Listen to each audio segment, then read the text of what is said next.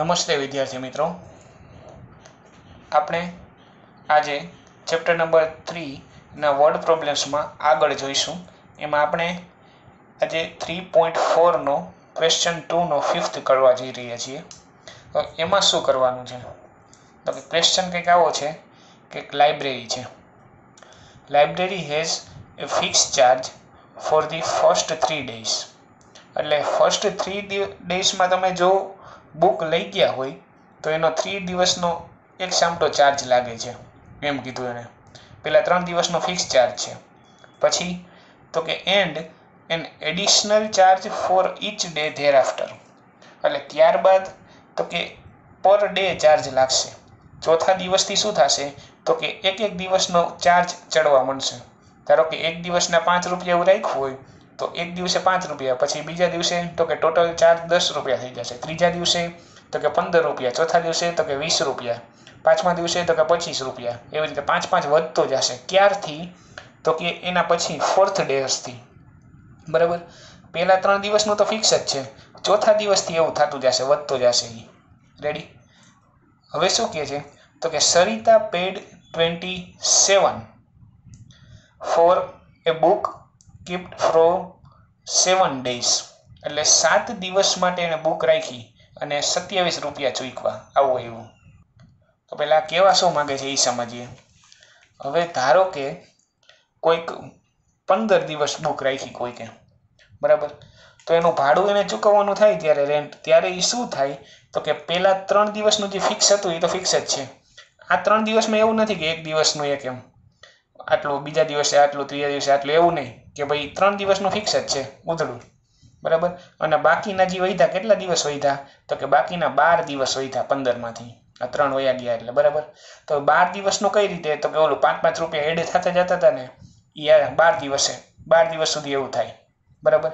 તો આનું ભાડું શું થાય તો કે ધારો કે આ ફિક્સ ચાર્જ છે ને એને આપણે એક્સ એઝ્યુમ કર્યો હોય અને એના પછી પર ડે ચાર્જ છે ને એને વાય એઝ્યુમ કર્યો હોય. બરાબર. Per day charge Y assume કર્યો હોય તો 12 × વાય એટલે કેટલા વાય થાય? 12y ચાર્જ થાય. બરાબર. હવે જોજો, આમાં આપણે ફાઇન્ડ જ કરવાનું. જો find the fix charge and the charge for extra day. બરાબર. Each extra day. એટલે તો કે let the fix charge be rupees x and the charge for an extra day be rupees y. બરાબર. ચાલો એ જ એઝ્યુમ કર્યું. જો આપણે તો કે શું લખ્યું તો કે let the fix charge for first 3 days be rupees x. એટલે પહેલા 3 દિવસનું ફિક્સ જ છે. આમાં એવું નથી કે એક દિવસનું x, એવું નથી. 3 દિવસનું ઉધડું શું? x. બરાબર. પછી તો કે the additional charge for each day except first 3 days. બરાબર. એડિશનલ ચાર્જ પણ ફર્સ્ટ 3 days એમાં કાઉન્ટ કરવાના નહીં. બી રૂપીઝ વાય એટલે ઈ રૂપીઝ વાય છે. આવું છે. બરાબર. એટલે આપણે વિચાર્યું એની જેમ કે ફર્સ્ટ 3 દિવસનું x જ હતું, એના પછી તો કે પર ડે રૂપીઝ વાય લાગવા મળશે. બરાબર. એક દિવસનો વાય એટલે 12 દિવસના કેટલા વાય? 12 વાય થાય. હવે તો કે એના પછી જોવો જોઈએ, ધારો કે મેં 19 દિવસ બુક રાખી. હવે તો મારે ચાર્જ ચૂકવવાનો થાય ત્યારે 2 પાર્ટ પડે. પહેલા 3 દિવસનો ચાર્જ અલગ હોય અને બાકીના કેટલા વધ્યા તો કે 16 days એનો ચાર્જ અલગ હોય. બરાબર. હવે તો કે પહેલા 3 દિવસનો ચાર્જ ફિક્સ જ છે, કેટલો? x. અને બાકીના પર ડે વાય રૂપીસ લાગે છે. એટલે 1 દિવસનો વાય, 2 દિવસનો 2y, 3 દિવસનો 3y, 4 દિવસનો 4y, તો અહીંયા 16 days છે એટલે કેટલા વાય થાય? 16y. બરાબર. તો કુલ ચાર્જ કીએ, ટોટલ ચાર્જ, તો આ બેનું શું થાય? તમારે એડિશન થાય. અહીંયા એ જ રીતે ટોટલ ચાર્જ પૂછ્યો હોય તો બેનું તમારે એડિશન કરવાનું. ચાલો એના પછી ધારો કે મેં 25 દિવસ બુક રાખી, 25 days.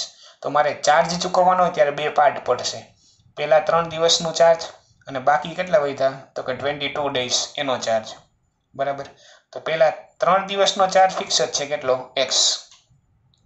બાકીના 22 દિવસનો ચાર્જ હોય કેટલો થાય તો કે 22y. આવું થશે કેમ કે પર ડે વાય લાગે છે એટલે 22 daysનો 22y. ટોટલ ચાર્જ કીએ તો આ બેનું એડિશન થશે. બરાબર.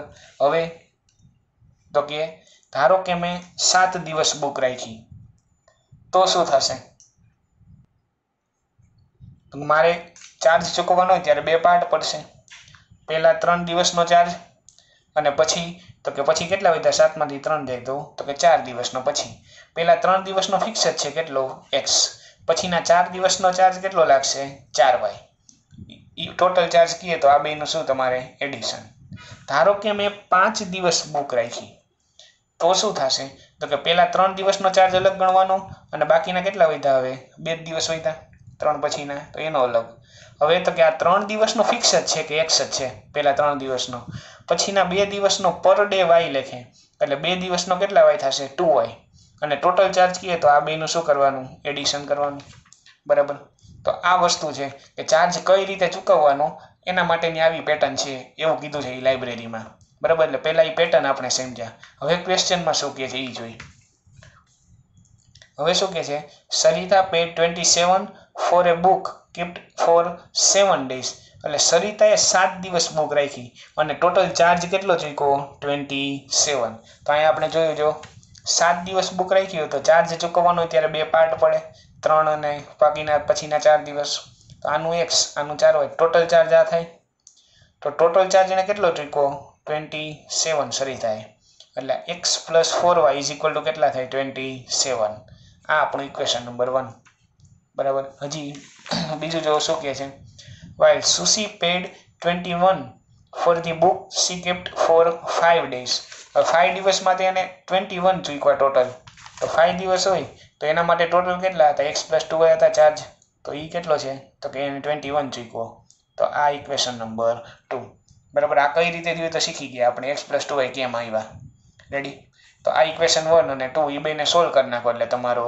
આન્સર બરાબર સાવ ઇઝી જ છે જોવો જોઈએ આપણે આ સમમાં જોઈએ કઈ રીતે છે એટલે કે લખવાનું આમાં કાંઈ એવું નથી ડાયરેક્ટ લખવાનું ફ્રોમ કન્ડિશન 1 પેલું ઇક્વેશન ડાયરેક્ટ લખી નાખવાનું આ આપણે જે વસ્તુ સમજાય એ કાંઈ આખું લખવાની જરૂર નથી બરાબર ડાયરેક્ટ આ જ લખવાનું x + 4y = 27 and from condition 2 x + 2y = 21 આ ઇક્વેશન નંબર 2 રેડી પછી એલિમિનેશન કરી નાખો એટલે તમને શું મળી જાય x અને y તો જોવો જોઈએ શું થયું તો fix charge of book for first 3 days is 15 rupees x assume કર્યા હતા એટલે 15 and the additional charge for each day except first 3 days is rupees તો કે 3 બરાબર છે x એઝ્યુમ કરીને પછી વર્ડ પ્રોબ્લેમમાં તમને ખબર છે કે શું કરવાનું તો કે લાસ્ટમાં લખવાનું જ ભૂલાઈ ન જાય x y ફાઇન્ડ કરીને બરાબર ચાલો એના પછીનો ક્વેશ્ચન નંબર 16 એ છે 3.5 નો ફોર્થ નો ફર્સ્ટ ચાલો 3.5 માં આવ્યા જઈએ ઓકે 3.5 એનો ક્વેશ્ચન નંબર 4 એનો first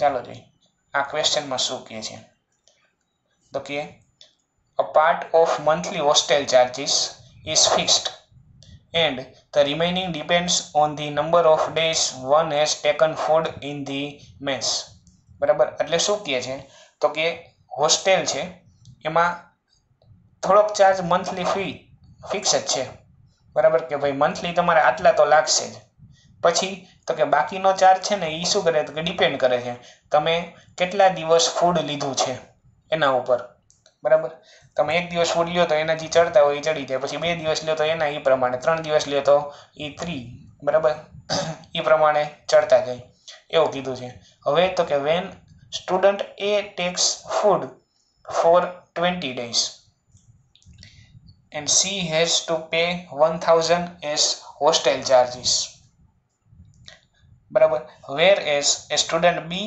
who takes food for 26 days pays 1180 as hostel charges હવે ફાઇન્ડ શું કરવાનું છે એ જોઈએ અને x y ઝૂમ કરશું તો કે find the fix charges and the cost of food per day એટલે આપણે શું એઝ્યુમ કરશું તો કે ફિક્સ ચાર્જને x રૂપીસ એઝ્યુમ કરી લેશું અને cost of food per day આ પર ડે છે જોજો એને શું એઝ્યુમ કરશું y રેડી તો જો એ જ વસ્તુ તો કે the fix monthly charge be rupees x and the cost of food per day be rupees y હાલો આ રેડી હવે x અને y એઝ્યુમ કરી લીધા હવે શું કીધું તું જોવો જોઈએ તો કે એણે એમ કીધું કે તમે ફિક્સ ચાર્જ છે એક મંથનો બરાબર સ્ટુડન્ટ એની વાત કરીએ તો સ્ટુડન્ટ એ શું લીધું તો કે 20 ડેઝ લીધું હતું ફૂડ.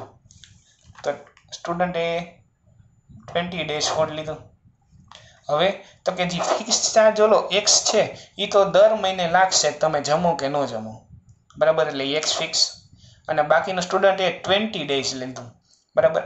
એટલે પર ડે એ આપણે શું એઝ્યુમ કર્યું તો કે cost of food per day આપણે વાય એઝ્યુમ કર્યું અને 20 ડેઝ તો કે એ જમ્યું છે તો ટોટલ 20 વાય ચાર્જ થશે એનો, બરાબર. આ એક્સથી ફિક્સ હતો એ અને આ 20 ડેઝ લીધું એટલે એનો 20 વાય. તો આ બેનું એડિશન કરો તો ટોટલ ચાર્જ મળે એને અને એને ટોટલ ચાર્જ એ ચૂકવો કેટલો તો કે 1000 એટલે કે ઇઝ ઇક્વલ ટુ 1000. આ ઇક્વેશન નંબર 1. એ જ રીતે તો કે સ્ટુડન્ટ બી એ શું કર્યું who takes food for 26 days એટલે એક્સ તો એનો ચાર્જ લાગવાનો છે સ્ટુડન્ટ બી ની, બરાબર.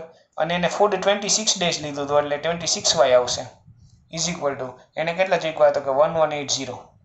આ તમારું થઈ ગયું ઇક્વેશન નંબર 2. તો 1 અને 2 મળી ગયા, એલિમિનેશન કરી નાખો એટલે તમારો આન્સર, બરાબર.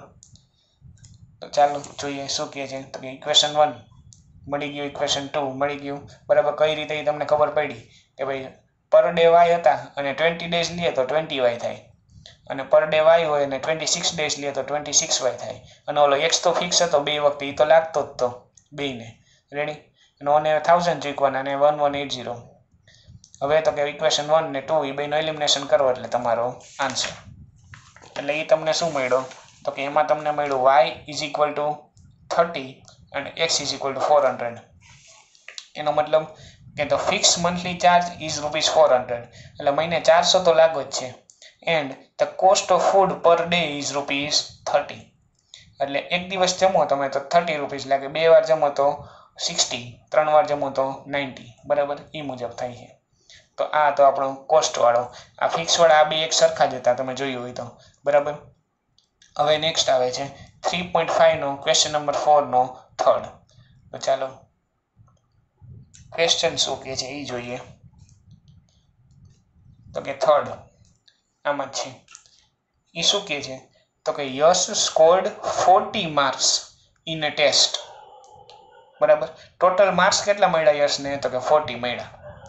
હવે getting 3 marks for each right answer and losing 1 marks for each wrong answer એટલે કે 3 માર્ક્સ તો કે સાચો પડશે તો 3 મળશે એ પાક્કું છે, પણ 1 માર્ક વયો જશે જો ખોટું પડશે તો. એટલે માઇનસ સિસ્ટમ તમે સાંભળ્યું હશે, બરાબર. એ માઇનસ સિસ્ટમ મુજબ ચાલે છે. હવે તો કે આગળ શું કહે છે તો કે had 4 marks been awarded for each correct answer and 2 marks been deducted for each incorrect answer then Yash would have scored 50 marks. How many questions were there in the test? તો ટેસ્ટમાં કેટલા ક્વેશ્ચન હશે એવું તમને પૂછ્યું. તો એમાં તમે કેમ કરશો તો કે આમાં એઝ્યુમ શું કરવું એ કંઈ ખબર પડતી નથી, કારણ કે લાસ્ટમાં આપણને આપ્યું નથી. જો કે હાઉ મેની ક્વેશ્ચન કીધું એટલે તો ક્વેશ્ચનને એક્સ એઝ્યુમ કરી લે તો વાય કોને એઝ્યુમ કરવા, બરાબર. એટલે એ લોચો થઈ જાય. તો આપણે એક લોજિક લગાડીએ આ સમમાં કે હાઉ મેની ક્વેશ્ચન છે ને એ ક્વેશ્ચન કેમ મળશે ટોટલ તો કે જેટલા સાચા પડ્યા હોય એ અને જેટલા ખોટા પડ્યા હોય એ બેનું તમારે શું એડિશન કરી દો તો મળી જાય ને ટોટલ ક્વેશ્ચન. તો આપણે એ જ કરશું કે સાચા પડેલા હોય એને એક્સ એઝ્યુમ કરશું અને ખોટા પડેલા રોંગ હોય એને વાય એઝ્યુમ કરશું, બરાબર. Number of correct answer x અને number of wrong answer be y, એવી રીતે, બરાબર. તો જો ફર્સ્ટ એઝ્યુમ કરેલું એ કઈ રીતે કર્યું તો કે let the number of correct answer be x and the number of wrong answers be y. તો આ એક્સ વાય એઝ્યુમ કરી લીધા, બરાબર. કઈ રીતે કર્યા તો કરેક્ટ ને એક્સ ને રોંગ ને વાય. હવે તો કે કન્ડિશન ઉપર જઈએ શું કહે છે તો કે કન્ડિશન જોઈ એ પહેલા આપણે એક લોજિક સમજી લઈએ. કન્ડિશનમાં પહેલા એમ કીધું તો એ જોઈ લઈએ કે 3 marks for inch right answer, બરાબર. એટલે 3 માર્ક્સ મળે છે રાઈટ આન્સરમાં. તો કે રાઈટ પડે તો 3 માર્ક્સ મળે છે અને રોંગ પડે તો 1 કપાઈ જાય છે, બરાબર. 1 લૂઝિંગ આવું છે, આવું ક્વેશ્ચનમાં કીધું છે. આપણે રફલી સમજીથી લખવાનું આવું કંઈ નથી આપણે. તો જોવો જોઈએ ધારો કે 20 ક્વેશ્ચન સાચા પડ્યા, બરાબર. 20 ક્વેશ્ચન કેવા સાચા રાઈટ પડ્યા, તો ટોટલ માર્ક્સ કેટલા આવે?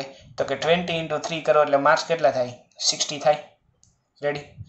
પણ અને 10 ક્વેશ્ચન રોંગ પડ્યા છે, બરાબર. તો 20 સાચા છે એટલે 60 માર્ક આવે, પણ માઇનસ સિસ્ટમ છે એટલે શું થયું? તો કે 10 ક્વેશ્ચન રોંગ પડ્યા ને એટલે 10 ક્વેશ્ચન હજી માઇનસ થાય ને ટોટલમાંથી થઈ જશે, આમાં જે આવ્યા ને એમાંથી. તો 10 વંજા કેટલા થાય? 10. તો 60 - 10 થશે, બરાબર. તો 60 - 10 કરો એટલે કેટલા મળે? 50. તો ને રિયલ માર્કશીટમાં 50 લખાઈને આવશે. હજી એકવાર જોજો, 20 ક્વેશ્ચન રાઈટ પડ્યા હતા એટલે 20 × 3 = 60 આવવા જોઈએ, પણ માઇનસ સિસ્ટમ હતી એટલે 10 વંજા 10 કેવા થઈ ગયા? માઇનસ થઈ ગયા, કારણ કે રોંગ 10 હતા અને પર ક્વેશ્ચન 1 માર્ક લૂઝિંગ કરે છે, એટલે 10 વંજા 10 એટલે 60 - 10 એટલે 50 આવ્યા. ધારો કે એને 30 ક્વેશ્ચન રાઈટ પડ્યા હોત અને 17 ક્વેશ્ચન રોંગ હોત, તો શું થાત? તો કે રાઈટ 30 છે એટલે 30 × 3 = 90 માર્ક્સ હોય, લીગલી આટલા આવતા હતા. પણ રોંગ એને 17 લખ્યા છે એટલે 17 વંજા 17 કેવા? તો કે માઇનસ કરી દેવાના, બરાબર. એટલે આ બેનું માઇનસ કરો એટલે મળશે 73. તો આટલા માર્ક એની માર્કશીટમાં લખાઈને આવે. એ જ રીતે હજી એકવાર, તો કે ધારો કે 40 ક્વેશ્ચન રાઈટ પડ્યા અને 20 ક્વેશ્ચન રોંગ પડ્યા, તો 40 રાઈટ છે એટલે 40 × 3 = તો કે 120 હોય જ, આવવા જોઈએ લીગલી. પણ 20 રોંગ છે એટલે 20 વંજા 20 કેવા થઈ જશે? માઇનસ થઈ જશે, એટલે 120 - 20 એટલે તો કે 100 માર્ક્સ આવે આ સિચ્યુએશનમાં. હવે ધારો કે x ક્વેશ્ચન રાઈટ પડ્યા અને y ક્વેશ્ચન રોંગ પડ્યા, તો શું થાય? તો કે x રાઈટ છે એટલે x × 3 એટલે 3x માર્ક્સ આવવા જોઈએ, બરાબર. લીગલી કેટલા આવવા જોઈએ? 3x આવવા જોઈએ. પણ y રોંગ પડ્યા છે એટલે y × 1 કરો એટલે કેટલા થાય? y એ તમારે શું કરી દેવાના? માઇનસ કરી દેવાના. તો આ ટોટલ માર્ક મળી જાય, બરાબર. આ બેનો પ્રોડક્ટ એટલે 3x ને આ બેનો પ્રોડક્ટ એટલે y. તો એ બેનું માઇનસ કરો એટલે આ માર્કશીટમાં આટલા માર્ક લખાઈને આવે ને. તો એને તો એમ કીધું હતું, જો માર્કશીટમાં કેટલા માર્ક્સ લખાઈને આવ્યા હતા પહેલી વખતે? તો કે 40 માર્ક્સ. એટલે આ બેનું માઇનસ કરો તો એ શું આવતું હોય? 40. તો આ ફર્સ્ટ ઇક્વેશન મળી ગયું, 3x - y = કેટલા? 40, બરાબર. હવે તો કે સેકન્ડ કન્ડિશનમાં તમને શું કીધું હતું? તો કે had 4 marks been awarded for each correct answer. એટલે આ વખતે જો રાઈટ પડશે ને તો કેટલા માર્ક્સ મળશે? 4 મળશે. And 2 marks has been deducted for each incorrect answer. એટલે જો રોંગ પડશે ને તો 2 કેવા થઈ જશે? માઇનસ થઈ જશે, એટલે 2 લૂઝિંગ થશે, બરાબર. માં આવ્યા હોય એમાંથી. તો હવે જોવો જોઈએ, ધારો કે રાઈટ આન્સર x છે એ રાઈટ આન્સર છે અને y છે એ રોંગ આન્સર છે, તો શું થશે? x રાઈટ છે એટલે 4 × x એટલે 4x માર્ક્સ આવશે, પણ માઇનસ કેટલા થશે? તો કે 2 × y એટલે 2y કેવા થઈ જશે? માઇનસ આવ્યા હોય એમાંથી, બરાબર. એટલે ટોટલ માર્ક્સ મળી ગયા. તો 4x - 2y એટલે ટોટલ માર્ક્સ કેટલા છે જોવો તો કે સેકન્ડ કન્ડિશનમાં એને કેટલા માર્ક્સ કન્ટેન કર્યા? તો કે 50 માર્ક્સ કર્યા, એટલે = 50 થશે. રેડી. 4x - 2y = 50. તો આ તમને ઇક્વેશન નંબર 2 મળી ગયું.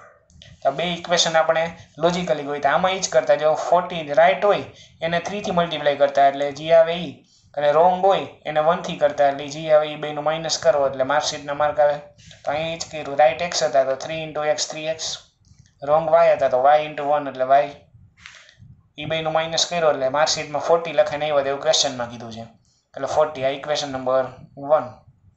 એ જ રીતે આ વખતે અહીંયા ફેરફાર થઈ ગયો, રાઈટ પડે ને તો 4 માર્ક આપે છે અને રોંગ થાય ને તો 2 માર્ક કાપે છે.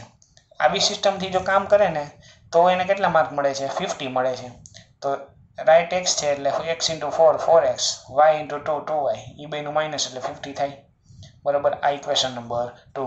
તો જો એ જ વસ્તુ લખી છે આપણે. લખવાનું તો ડાયરેક્ટ આવું જ છે કે ભાઈ from condition 1 3x - y 40 and from condition 2 4x - 2y 50, બરાબર. એલિમિનેશન કરી નાખો એટલે તમને xy મળી જાય. એટલે આમાં y મળશે 5 અને x મળશે 15. પછી તો કે નાવ ટોટલ નંબર ઓફ ક્વેશ્ચન. હવે તમને xy ફાઇન્ડ કરવાનું નથી કીધું, તમને ટોટલ નંબર ઓફ ક્વેશ્ચન કીધું હતું. તો ટોટલ નંબર ઓફ ક્વેશ્ચન એટલે x + y થાય, સાચા જે હોય એ. અને ખોટા જેટલા હોય એટલા એ બેનું એડિશન કરો એટલે ટોટલ નંબર ઓફ ક્વેશ્ચન મળી જાય. તો 15 + 5 એટલે કેટલા? તો કે 20. એટલે there were 20 questions in the test. આ તમારો આન્સર. બરાબર. આ છે અલગ હતો. XY કઈ કોને એઝ્યુમ કરવા એ ક્વેશ્ચનમાંથી ખબર નહોતી પડતી, આપણે નક્કી કર્યું. બરાબર. ચાલો એના પછી 3.3 ક્વેશ્ચન થર્ડનો સેકન્ડ શું કહે છે ક્વેશ્ચન એ જોઈએ. 3.3 માં પહોંચી જાય.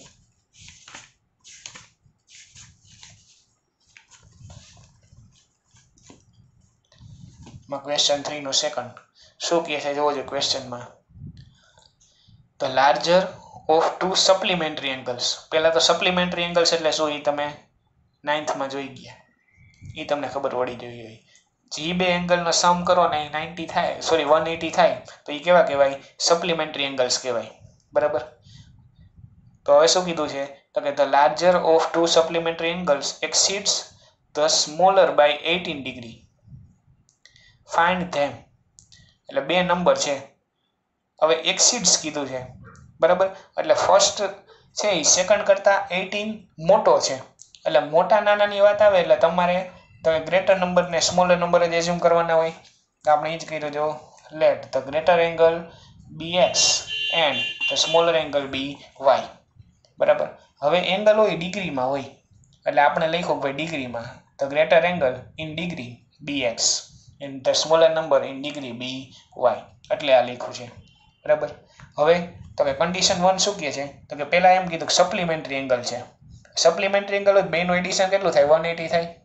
તો જો એ જ વીરું x + y = 180. આ બેનું એડિશન કરો તો એ 180 થઈ ગયું. બરાબર. હવે તો કે સેકન્ડ કન્ડિશન શું કહે છે? સેકન્ડ કન્ડિશન લાર્જર છે એ સ્મોલરથી 18 મોટો છે. બરાબર. એટલે લાર્જર છે x ને લાર્જર છે. બરાબર. તો ઓલા સ્મોલર કરતાં 18 મોટો હતો ને. હવે x ઓલરેડી 18 મોટો છે જ, તો આ મારે y નાનો હોય એમાં +18 કરું તો બે કેવા થઈ જાય? ઇક્વલ થઈ જાય. આપણે પહેલાં જોયું હતું. બરાબર. કે નાના હોય એની સાઈડ જ મલ્ટીપ્લાય કરવાનો હોય તો નાનાની સાઈડ કરવાના, એડિશન કરવાનું હોય તો એ નાનાની સાઈડ કરવાનું. એટલે x = y + 18. હવે y આ બાજુ પ્લસ છે, આમાં આવે તો માઇનસ. એટલે સેકન્ડ ઇક્વેશન x - y = 18. બરાબર. હવે આ બેને એલિમિનેશનથી સોલ્વ કરી નાખો એટલે તમને બે એંગલ મળી જાય. આ તમારો આન્સર. આ સિમ્પલ ક્વેશ્ચન હતો. બરાબર. નીચે લખવાનું xy મળી જાય. પછી the greater angle is 99 and the smaller angle is 180. બરાબર. ચાલો એના પછી ક્વેશ્ચન નંબર 19 એ 3.3 નો ક્વેશ્ચન 3 નો ફોર્થ શું કહે છે ક્વેશ્ચન એ જોઈએ. આ લોજિકલ છે. જોજો.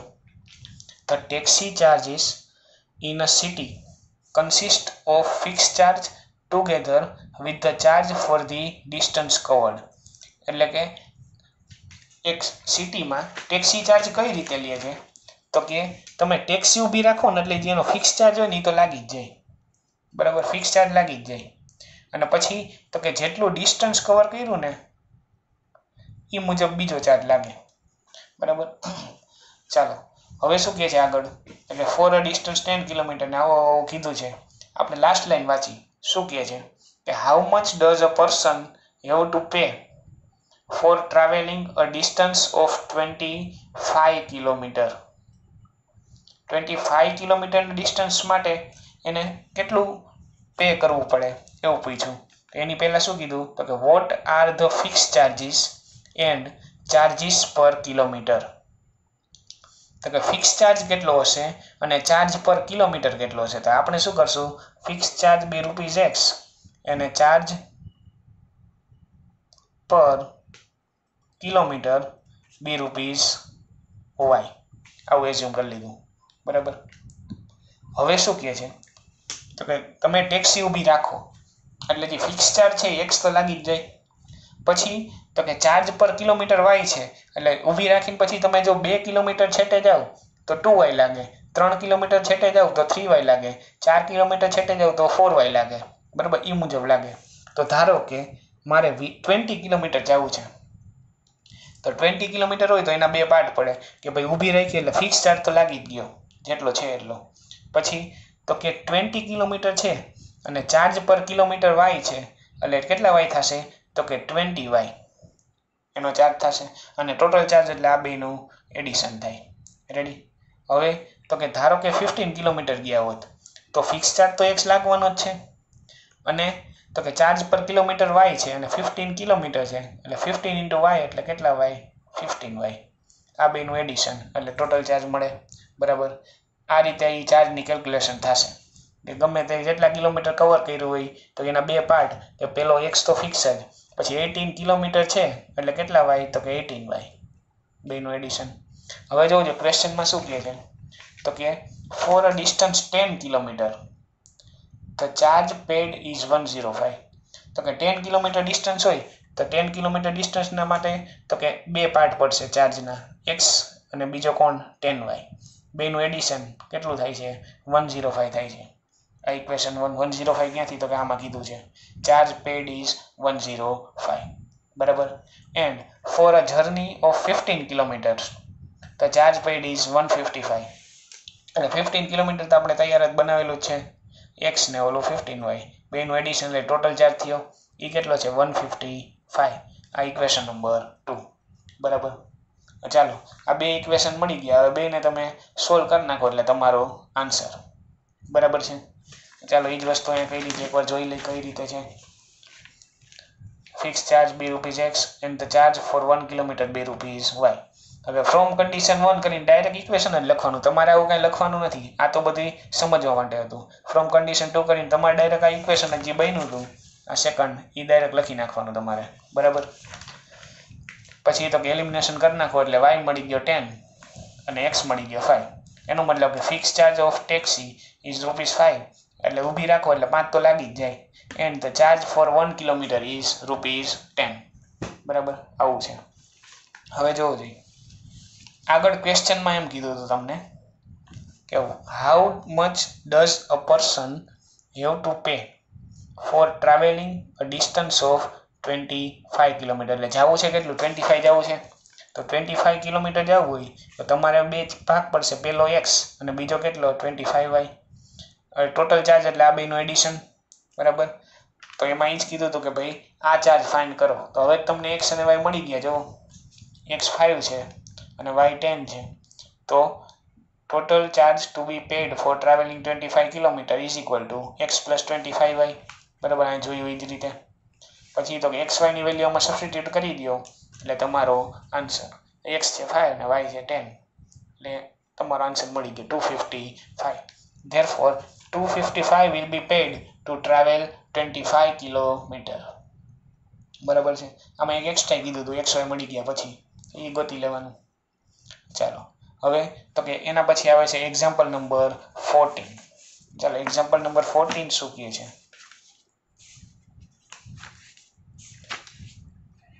તો કે એમાં કંઈક આવું છે from a bus stand in Bangalore if we buy 2 tickets to Malleswaram and 3 tickets to Yeshwanthpur the total cost is 46. But if we buy 3 tickets to Malleswaram and 5 tickets to Yeshwanthpur the total cost is 74. હવે find શું કરવાનું છે એ આપણું કામનું આવ્યું. Find the fares from the bus stand to Malleswaram and to Yeshwanthpuram. બરાબર. એટલે બસ સ્ટેન્ડથી મલ્લેશ્વરમની એક ટિકિટના કેટલા અને બસ સ્ટેન્ડથી યશવંતપુરની એક ટિકિટના કેટલા એ તમારે ફાઇન્ડ કરવાનું છે. રેડી. તો કઈ રીતે કરશો એઝ્યુમ કરી લેવાનું. Late the price of 1 ticket from Bangalore to Malleswaram be ₹x and the price of 1 ticket from Bangalore to Yeshwanthpur be ₹y. એટલે x અને y એઝ્યુમ કરી લીધું. હવે તો કે હવે જોઈએ શું કહે છે પાછું તો કે 2 ટિકિટ્સ આપણે શું કર્યું તો કે if we buy 2 tickets to Malleshwaram x હતો એટલે 2x થશે એનો charge and 3 tickets to Yeshwanthpuram એટલે એનો ચાર્જ કેટલો થશે 3y થશે. તો ટોટલ કોસ્ટ ઇઝ 46 એટલે આ બેનું એડિશન કેટલું થશે 46 થશે. બરાબર. એટલે પેલું ઇક્વેશન મળી ગયું 2x + 3y is equal two 46. એ જ વસ્તુ છે જો ઇઝ ઇક્વલ ટુ 46. એના પછી તો કે કન્ડિશન 2 શું કહે છે if we buy 3 tickets to Malleshwaram એટલે 3 ટિકિટ્સ મલ્લેશ્વરમ એટલે એ 3x and 5 tickets to Yeshwantpur એટલે 5y. એ બેનું એડિશન કરો તો કેટલું આવે છે સેકન્ડમાં 74. તો આ તમારું સેકન્ડ ઇક્વેશન થયું. તો 3x + 5y = 74. આ સેકન્ડ ઇક્વેશન. બરાબર. તો આ બેને તમારે શું કરવાનું, સોલ્વ કરી નાખો એટલે તમારો આન્સર. બરાબર છે. તો એ બેને સોલ્વ કરો એટલે xy મળી જશે. y મળ્યો 10 અને x મળ્યો 8. બરાબર. અહીંયા આપણો સમ પૂરો થઈ જતો નથી. આપણે લખવાનું therefore the price of 1 ticket from Bangalore to Malleswaram is 8 and the price of 1 ticket from Bangalore to Yeshwantpur is ₹10. બરાબર છે. આવી રીતે થશે. ચાલો, આ હતા આપણા વર્ડ પ્રોબ્લેમ્સ. નેક્સ્ટ ટાઈમ આપણે વર્ડ પ્રોબ્લેમ્સ જોશું, પણ એમાં વર્ડ પ્રોબ્લેમ્સ એવા આવશે નેક્સ્ટ ટાઈમ કે એક્સ અને વાય અત્યાર સુધી જો ન્યુમરેટરમાં જ આવતા હતા. બરાબર. હવે વર્ડ પ્રોબ્લેમ્સમાં એક્સ અને વાય છે ને એ ડિનોમિનેટરમાં આવશે. બરાબર. તો એ ડિનોમિનેટરમાં આવે તો કઈ રીતે સોલ્વ કરવા એ આપણે નેક્સ્ટ ટાઈમ જોશું. રેડી? ચાલો, આજે આપણે આમાં આટલું રાખીએ.